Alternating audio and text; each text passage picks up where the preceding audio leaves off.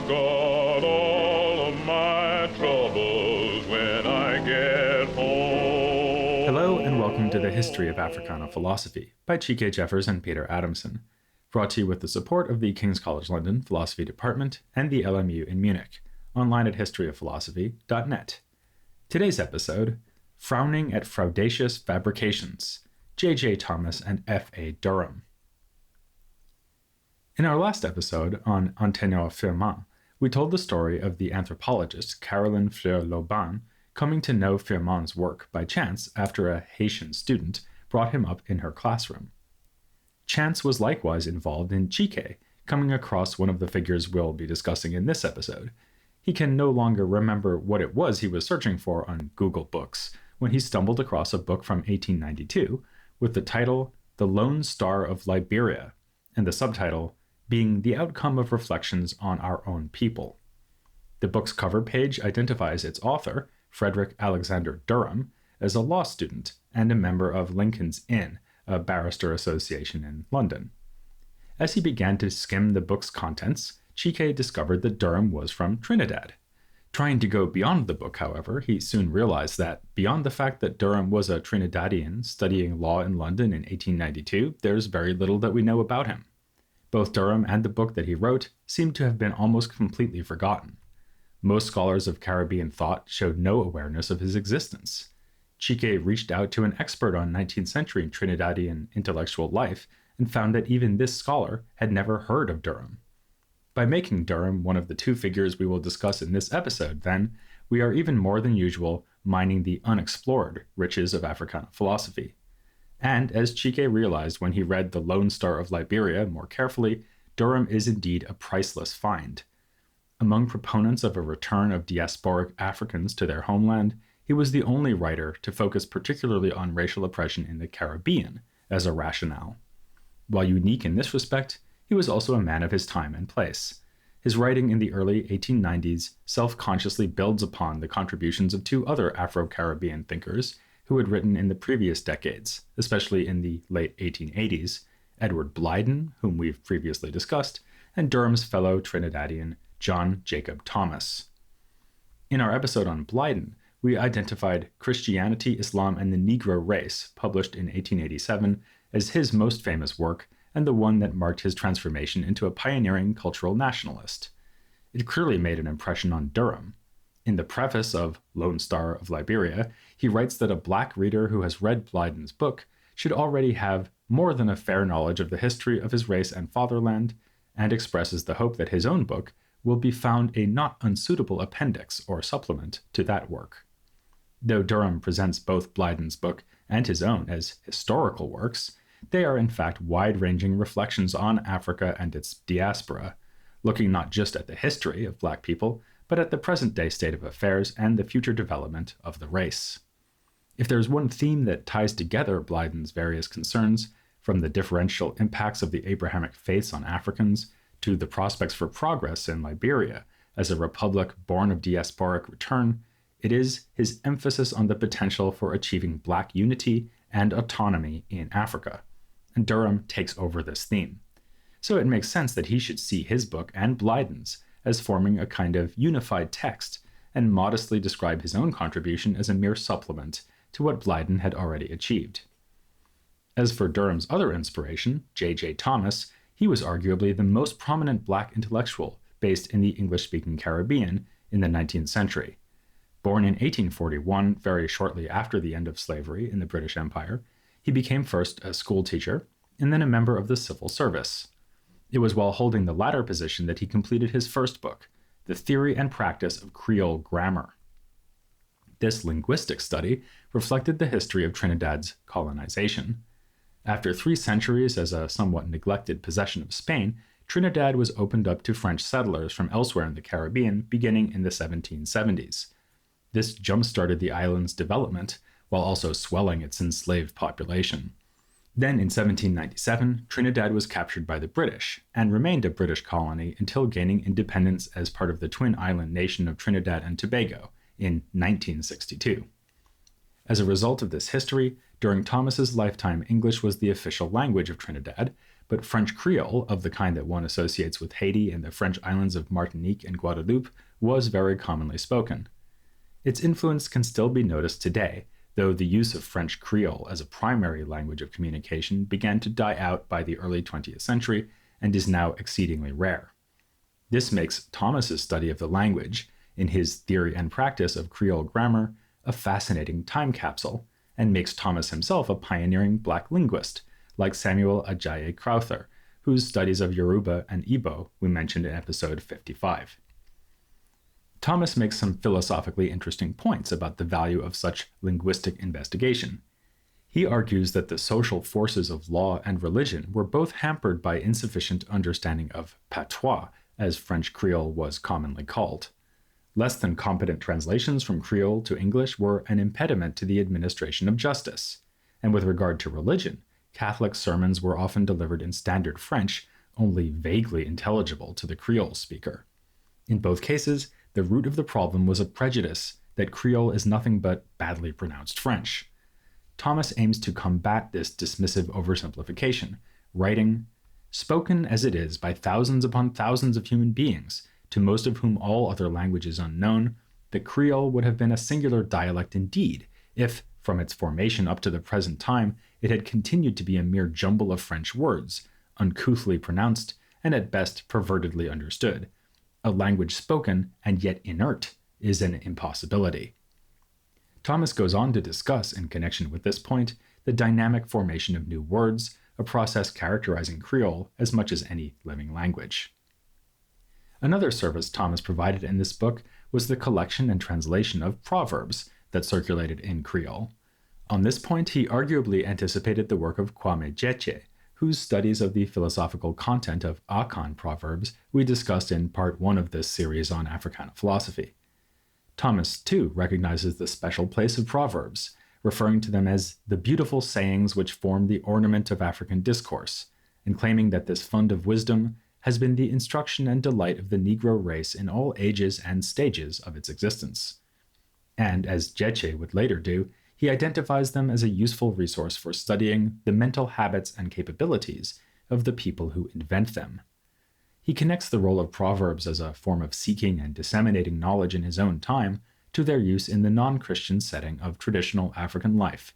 We prize them as beautiful, no less than intelligent, deductions from the teachings of nature, that free, infallible, and sublime volume which Providence has displayed to all men, but more distinctly to those who have no other revelation and guidance.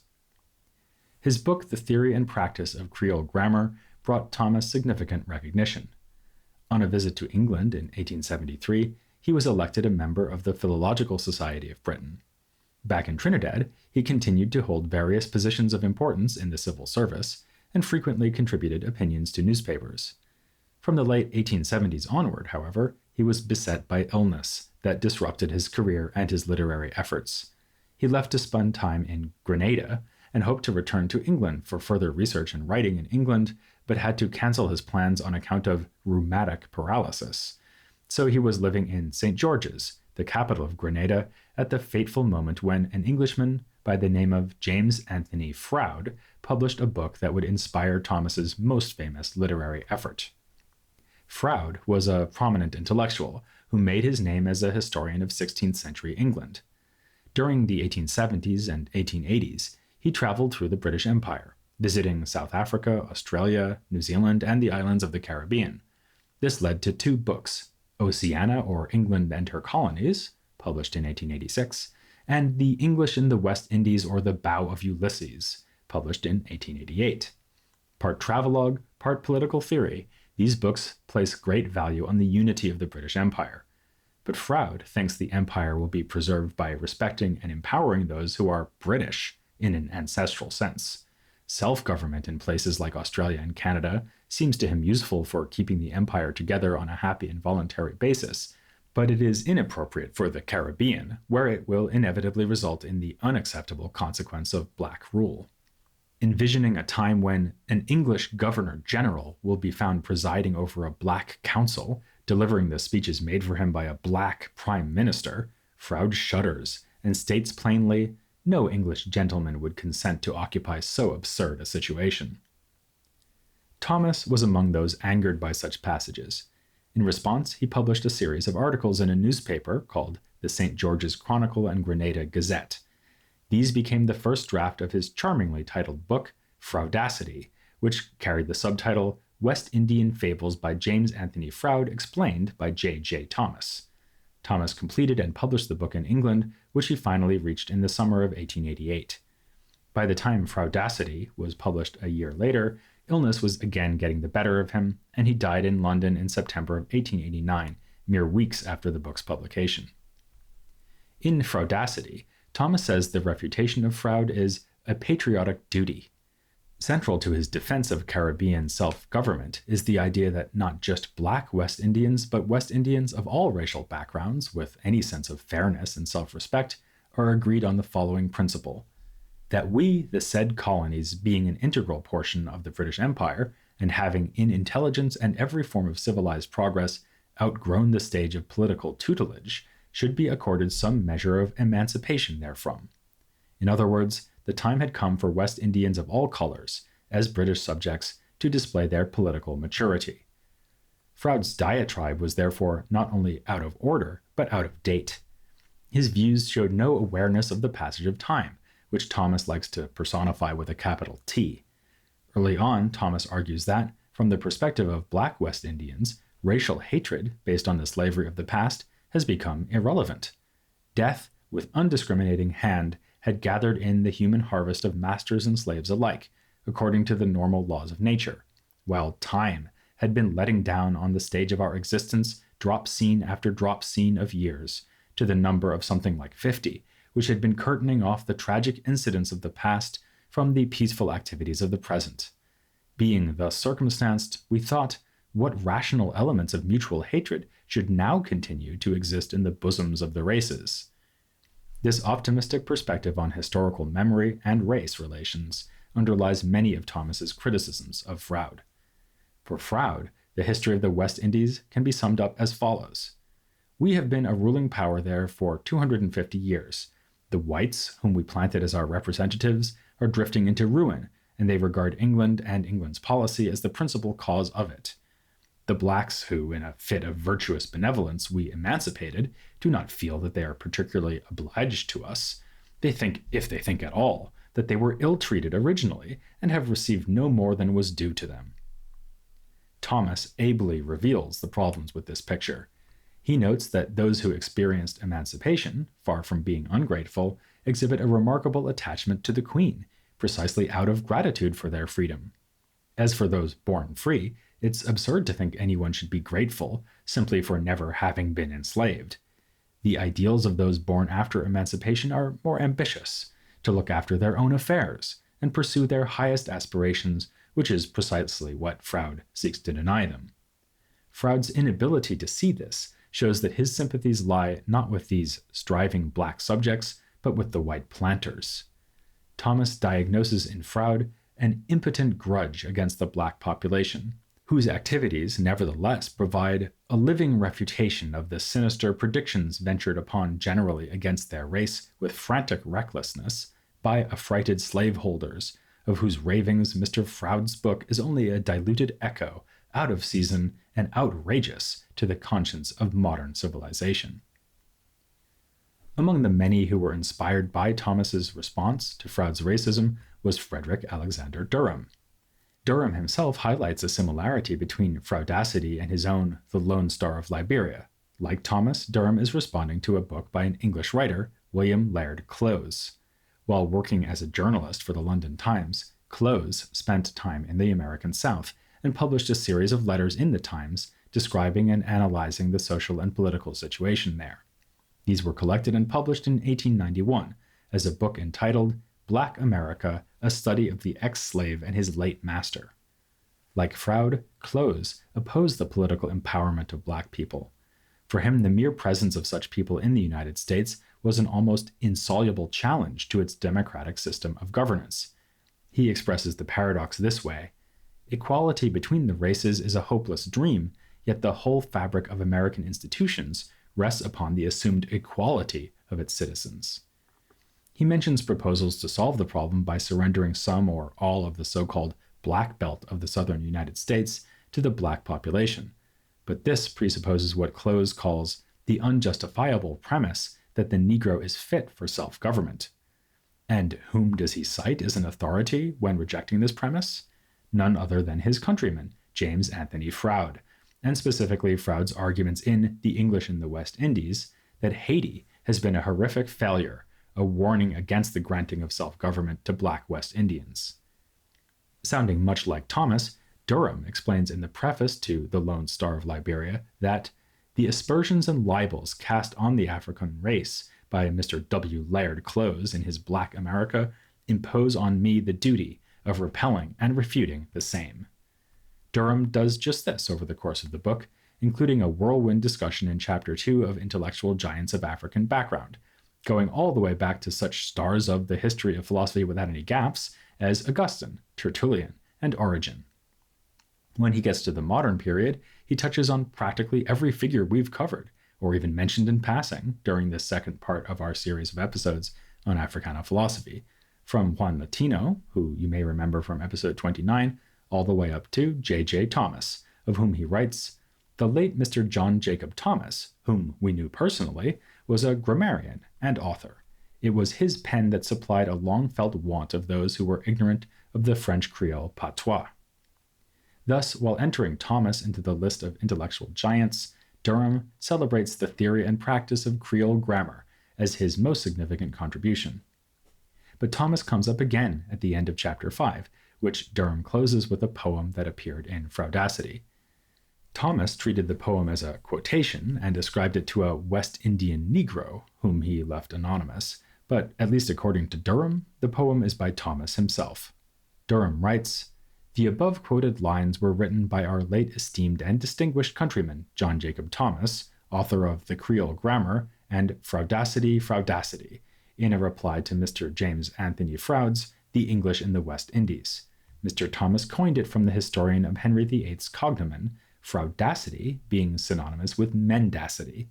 Hence an Africo-American, a West Indo-African or other African, would term the assertions made by W. Laird Close and other calumniators of the mighty and wonderful Ethiopian race, Frowdacious." Which is all good fun.